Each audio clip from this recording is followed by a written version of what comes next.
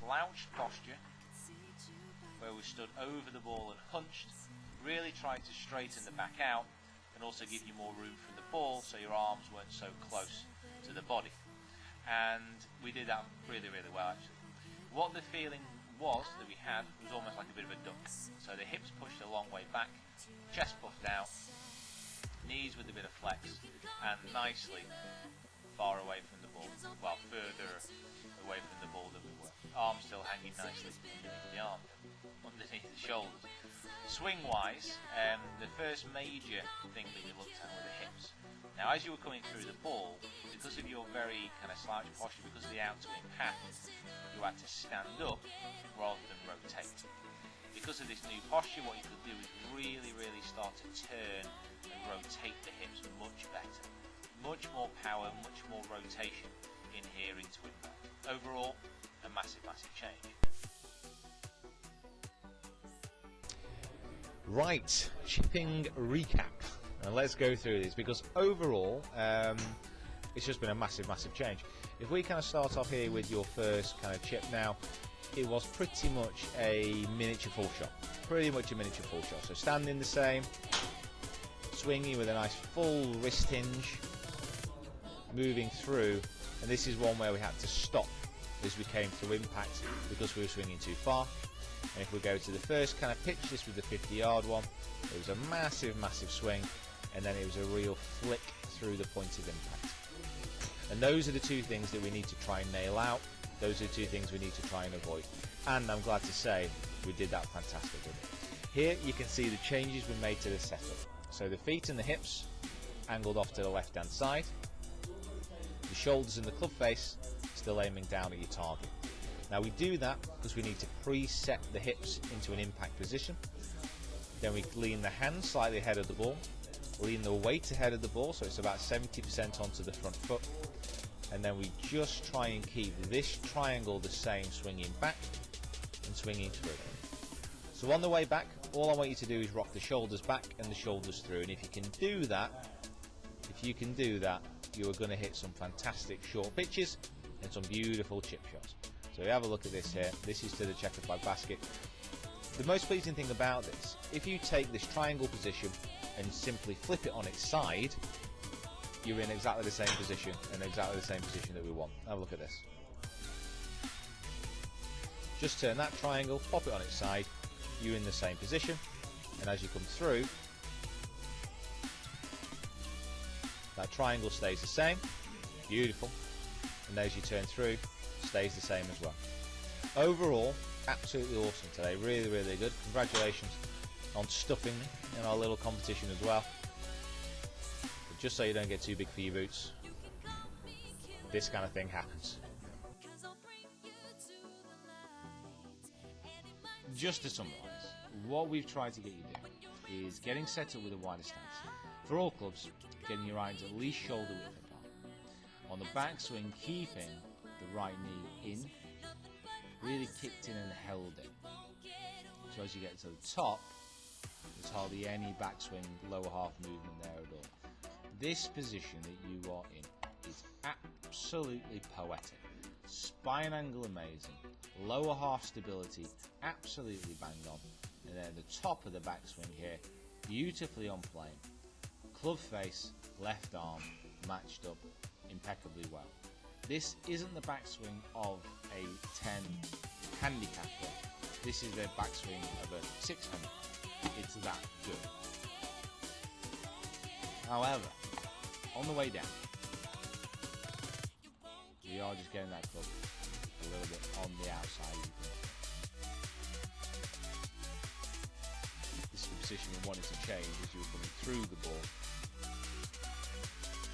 Let's flick. That's the position that we wanted to change. So, the way we did that was get using the ball forward drill. So the ball position further forward than it normally would be. This is with the A time. Now what that does, it gets you shifting through, and you can see where the ball normally would be, you'd be really striking down as you come through that ball. So that was the first drill. The second drill was the little punch drill. where your weight was forward, and you go into this amazing position of impact. Left hand, left wrist nice and firm, and keeping it firm as you go through. And then the last little couple was the left arm drill. Again, just keeping it firm, holding the position as you come through. And the right arm drill, because at the end of the day, it might not just be the left wrist breaking down, it might be the right arm flicking up as well. Hi Brett, recap of your session down here today, and it's all about wrist orientation during the downswing. Now, effectively, the swing, the whole swing, is looking a hell of a lot better. But we just need to try and figure out a way where on the downswing we can stop getting into a position where the left wrist is cupped. Because this actively opens up the club face and will cause that bit of a slice. With the irons, it's not too bad because you can turn into a pretty controllable fade, but with the driver, we need to really change this. Now the feelings that we've been having is as you've been coming down, that you've been almost rotating that club down at the ground, and you can see the actual difference that it makes. So that you're rotating that left wrist and you're almost trying to turn it down the ground. You can see that the left wrist and the left arm here in a nice flat position. So not quite into Dustin Johnson territory, but you won't be able to. More like into Rory territory. Even though it feels like the back of that left hand is just pointing straight down, it's actually in a pretty decent position.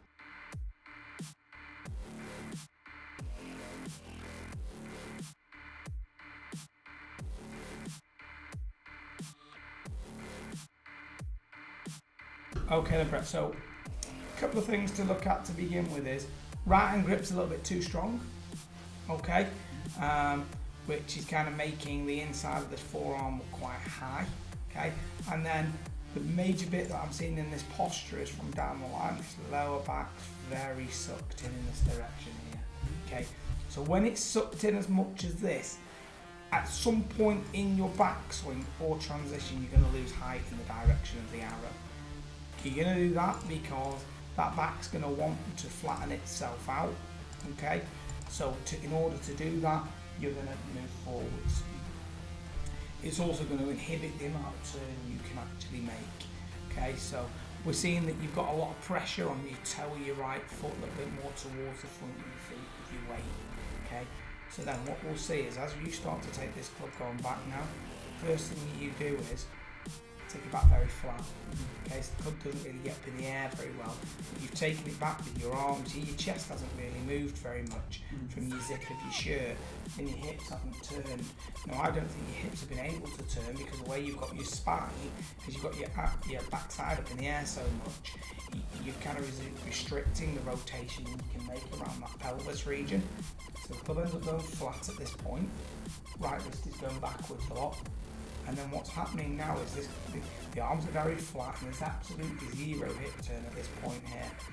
Now we get it to the top, so the arms have gone a bit far and hips still haven't really turned. And what we'll see is 77% of pressure on your toes on both feet there. Okay, so then we have a look at this from the front view on the right hand side.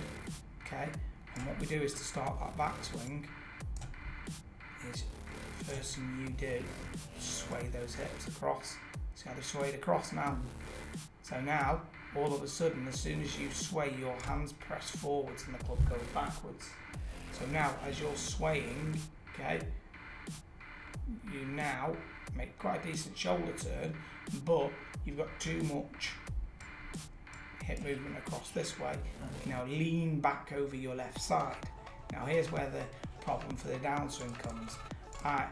As you're coming in now, okay, technically you're a bit trapped at this point. Yeah. Your right elbow's stuck behind your hip. Well, that's because your hips haven't turned enough in the backswing. Okay, so then from here, you have to kind of save it a little bit through impact. Okay, you're down on it a lot. Okay, but I believe that is as a byproduct of being out of position at the top. Yeah. Okay, so have a look at this from the front view here, and we tend to see that the shoulder and the chin come down together. There's not any separation, so the arms can't get forwards. So although you've hit down on it a lot, you've also got quite a bent left wrist just off the impact. So you're adding quite a lot of loft onto it, but you're having to do that because your arms are behind you and you're having to work to get them out in front of you, okay? And then you kind of come through to a position of a finish, which isn't bad, but we will definitely be working at changing, okay?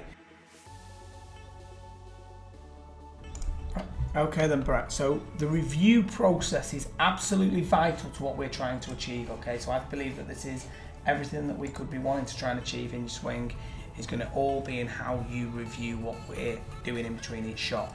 So obviously from today what we're doing is, first move right here, we wanted the club face to be perpendicular to the arc and parallel to the spine during the first move here, which it is. This is an absolute classic one-piece takeaway.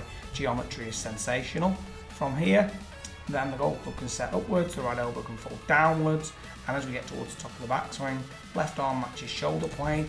The big key is right hip is turning back in this direction right here, so that pressure can be moving into the right heel. What we also then looked at from the front view was imagining that the knees were trying to stay the same distance apart. So once you've created that first move, as you're letting that hip turn across, it feels like a short backswing. What I'd like you to do to help assist that, to feel like the gap between the knees stays relatively quite big. Okay, that will then make a huge difference to everything that you're trying to achieve within your swing. Make sure that the knees aren't collapsing in, stay as far apart as you can, so I'll keep the swing short and add a nice bit of tension to that backswing to make the downswing a lot easier to achieve.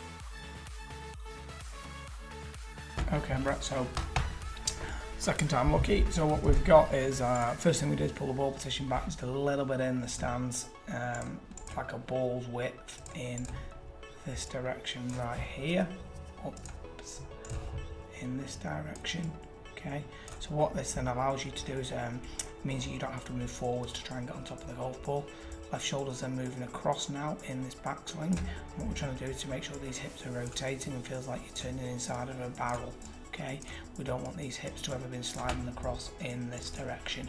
Okay, what we're trying to then do is make sure we get the maximum width with the hands from the top, right elbows in front, and then at that top of the backswing, because that shoulder is moving across, you can now see that that left shoulder is over the inside of that right thigh.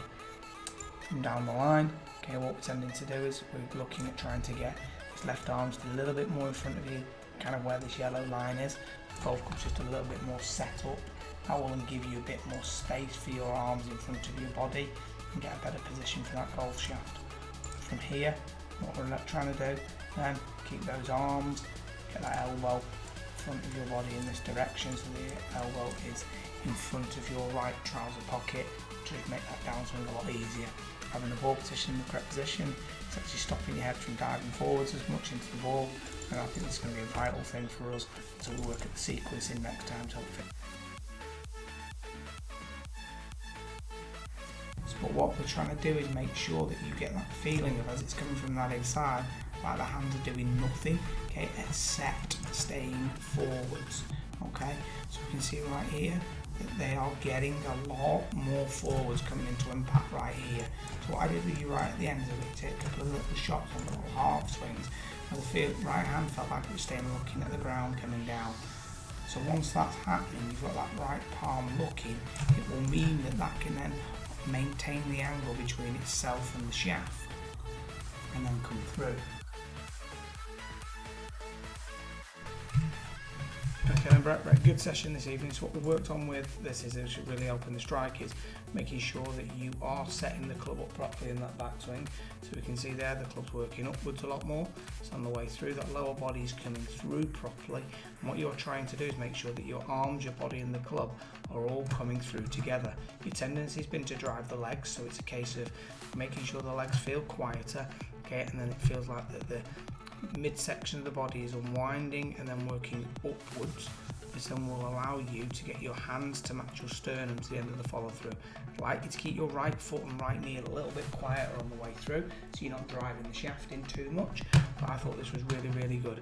Make sure that the strike feels like it's slightly lower in the face, because this then gives you a little bit more spin, but most important of all is making sure that from down the line you're getting that golf club to set up properly and getting the toe up, because that's then allowing you to get a little bit more of a crisper contact. with the backswing. What we've then got is we've got I'm trying to get this left arm a lot further forwards. Okay, so I'm trying to get this left arm and shoulder to feel like they're going forwards towards the target this way. Okay, head's got to be staying still. And the more forwards you can get that left arm, okay, the more into out the club head will actually come from. And what you want to do is make sure that right elbow's on the front part of the hip as it is right here. So once that's in that kind of position, it can then be held and rotate around from there. One of the keys is that you feel like your left knuckles are looking towards the floor. You can see you probably just got them a bit too much cup impact. So that means that halfway down here they weren't quite bowing as much as I'd like to see them do. I don't want you to bow it a lot, but I want to see it in a slightly different position where it is right there. So what we'd see is from here, club's starting to drop in nicely, like a little bit more hip turn. Okay. Now at this point right here, here's your interesting bit. If you'd rotated your knuckles, club face, parallel to your spine, yours isn't there, is it? So if you did though, it'd be over here, which will then mean as you turn the corner, all you do is like the hands just keep holding the golf ball, because the golf ball can square itself. And if you watch it, like someone like DJ, you think about the analysis I did the other day, what you'll notice is that his club face just stays at 90 degrees to the arc on the way through. So if we bring in this swing, okay, so what we'd see right here is, okay, there's that club face position, parallel to spine, stays parallel, well, stays like now, stays at 90 to the arc. She hasn't done anything, he's pounded that for forever. It's flicking your wrist to do it, isn't it? What you're doing is leaving your elbow back and then letting your wrist go. You didn't go on that last one, because you look at DJ there, he gets it forever and a great job with it. And I think it's really straight how far, how far he hits it, and that's because of that stable.